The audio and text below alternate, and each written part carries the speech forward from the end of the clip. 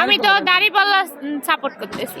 আমরা যখন বোরকা পরবো, মুখোশ মারবো, হাত মোজা পা মোজা পরে রাস্তা দিয়ে হাঁটবো, এতে অনেক নিরাপদ হবে। দাড়িপাল্লা হলে নিরাপদ পাইবো মাইয়া মানুষ। ইনশাআল্লাহ ভাই দাড়িপাল্লা ভাই, ইনশাআল্লাহ ভাই দাড়িপাল্লা ভাই, দাড়িপাল্লা।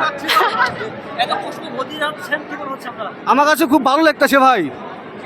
অনেক বছর 17 বছর পর মনে করেন যে ভোট দেবো ভাই, এই উপলক্ষে মনে করেন যে যাচ্ছি ভাই, যত কষ্টই হোক। না, আশা করি এরকম কখনো হবে না ভাই, ঠিক আছে? সেই আনন্দ নিয়ে যাচ্ছি যে ভোটটা আমি দেবো। ভোট তো একটাই, মার্কা তো এখন একটাই, ধানের শীষ। আমি ব্যক্তি দেখে ভোট দেবো, আর তারেক রহমানের ধানের শীষ এটা দেখে ভোট দেবো, আর এটা হচ্ছে সবচেয়ে বড়ই।